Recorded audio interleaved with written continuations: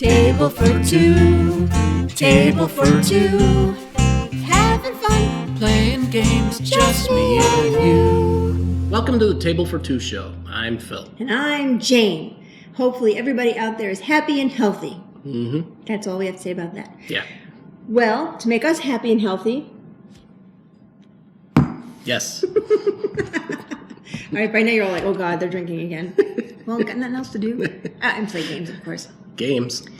Anyway, today's wonderfulness is from California again. It's a dark red blend. Doesn't say anything special. It's a dark red blend.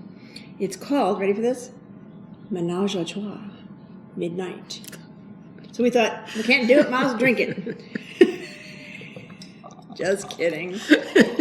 Just kidding. Did I tell you we're not for children this show? Yeah. And in case you care. It might not be for some adults Mommy, either. what does she mean by ménage à trois?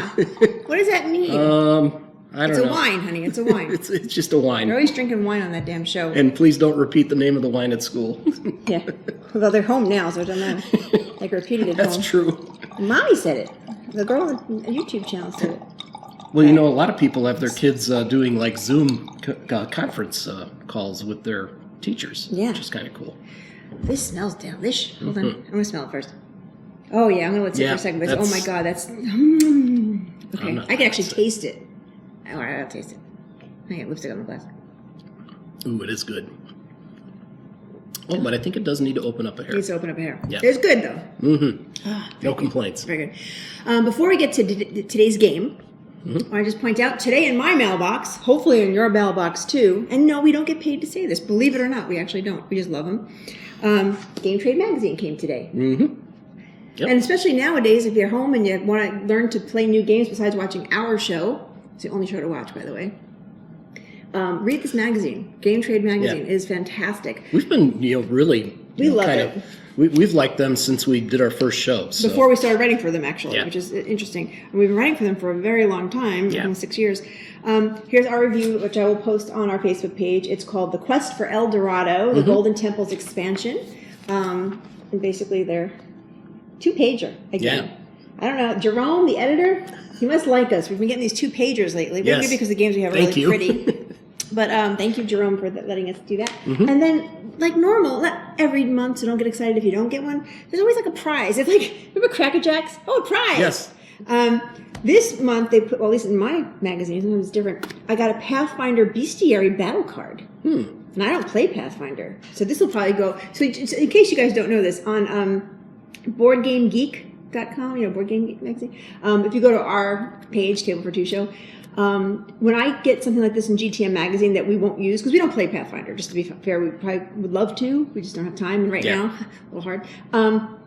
But I usually put these on the marketplace for like no money, just so you know. I put $1 because you can't put less than $1, but I don't charge you. So anyway, that might go on the Board Game Geek page. Anyway, so read this magazine; it's very good. Yeah. Today we were sent a game from Australia. Yeah. Many weeks ago. Many weeks ago. We just got a chance to finally play the darn thing. We feel so bad about that. The name of the company is called Half Monster Games, which is, I think, a cute name for a game company. It is. And they sent us this game. So let's take a look. It is called Animal Empire. Hence why Phil's wearing his San Diego Zoo shirt. Yeah. And I didn't have a zoo shirt, so I wore my Pink Pony shirt from Mackinac Island, which is a really good restaurant, which I really want to go to if I could only get there right now. If you ever get to Mackinac Island, Pink Pony restaurant.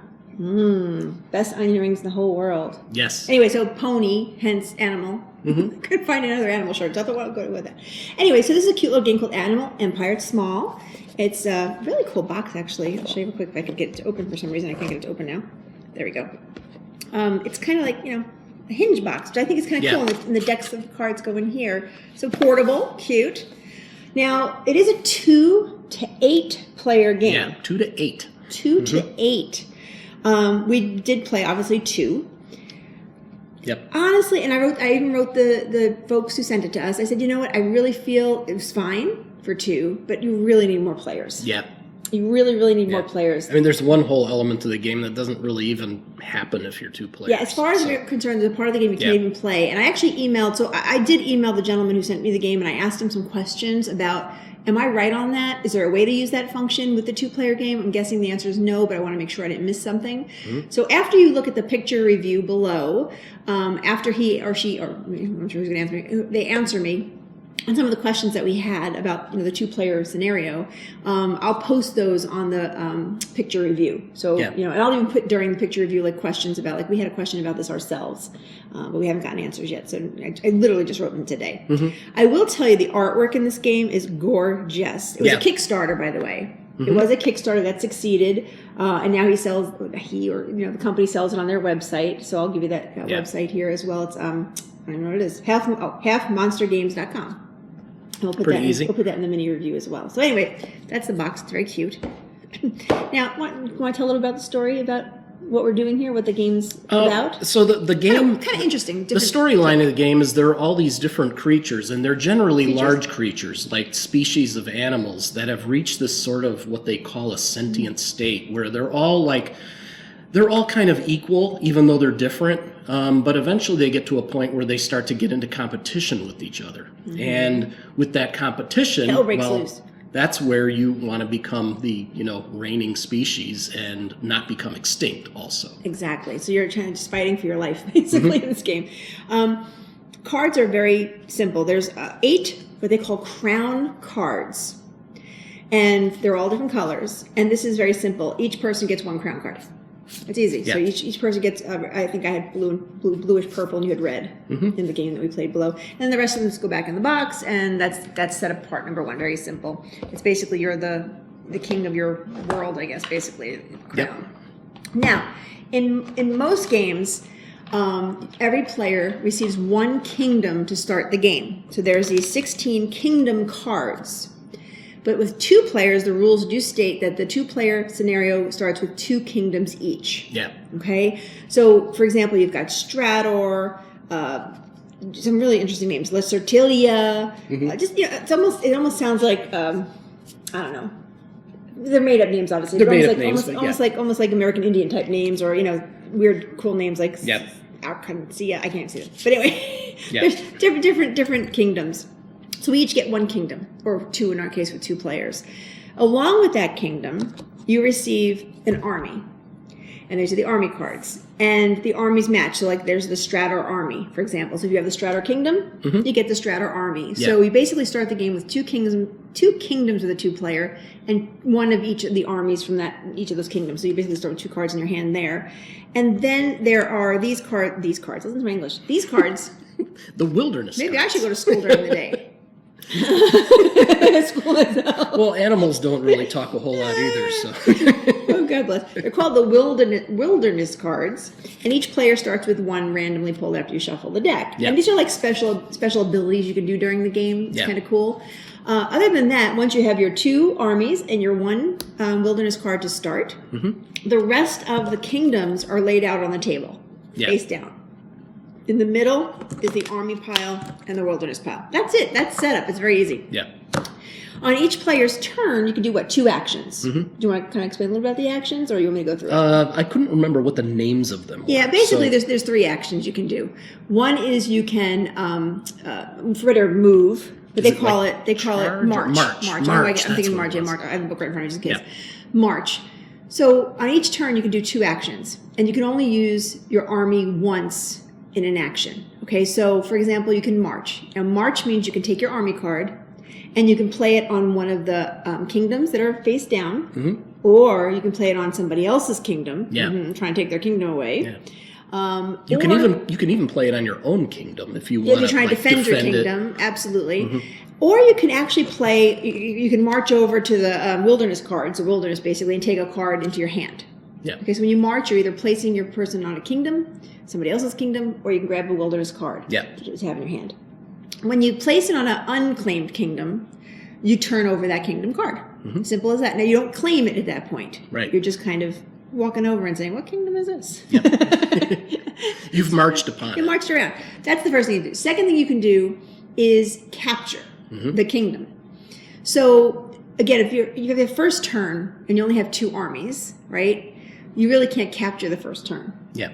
You have to either play them onto a kingdom or get a wilderness card if you want to do that into your hand. So it's very simple to learn.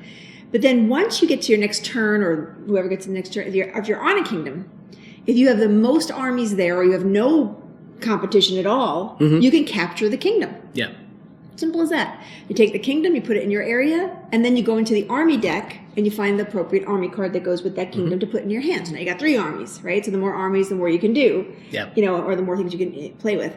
So the whole goal really at the end is out of the 16 kingdoms is to capture the most, which would be 9. Right. 9 kingdoms in your land there. So that's it. That's the whole basis of the game. But you can also battle. So there are special abilities on the actual cards. Yeah, the armies themselves. Yeah, the armies themselves. For example, some of them have like a little sword, which means that you can actually attack. There's defense. There's all sorts of things for battle purposes. We'll see that in the playthrough below. We'll explain how that all works. So that you have to think a little bit. Where do I want to put this card? Because am I defending or am I attacking? Or there's even a dragon, a really scary ass dragon that can do all the different abilities. You can do all of them. So then everyone's going to want to fight over the dragon. And Phil actually won the game using that dragon ability, which I was like, yeah. That's my face. Now, what Phil was talking about earlier, there's something called vassals. Yeah. Okay, so as far as we could tell, there was no way. There's actually 2 pages. Well, actually 1. Yeah. Wait, hold on. 2. There's 3 pages talking about vassals in this little book. And we kind of looked at it, and basically what it means is when let's say I put my army on one of Phil's kingdoms. Instead of capturing the kingdom, I can capture his crown and make him my slave. You become sort of like employed by the person who has that crown. So crown. if I vassal him, make him a vassal, then we're playing kind of like for the same cause. Yeah. So with a 2-player game, it's like, you can win together. If you have like 8 players, that'd be really cool, like vassaling people and making them your people. But with 2 players, you really don't do that because you would win immediately. I mean, honestly, really? if the person who vassaled, you win, they're really the top winner according to the book. Yeah. So I guess you could do the vassal, but it didn't make sense to us. I don't know how it works. I think it can work. It just would be weird and awkward. I don't know. That's just my opinion. But we did write the manufacturer, just ask the question, like, is there a way to do the vassal with 2 players? We really felt like it wasn't appropriate. Now, right now, today's date, we can't get a whole bunch of friends over to play this game. I would, however, like to try it with 4 or 5 players if we can. Maybe we'll bring it to, if we get to go to Gen Con, or something like that, and sit with a bunch of folks.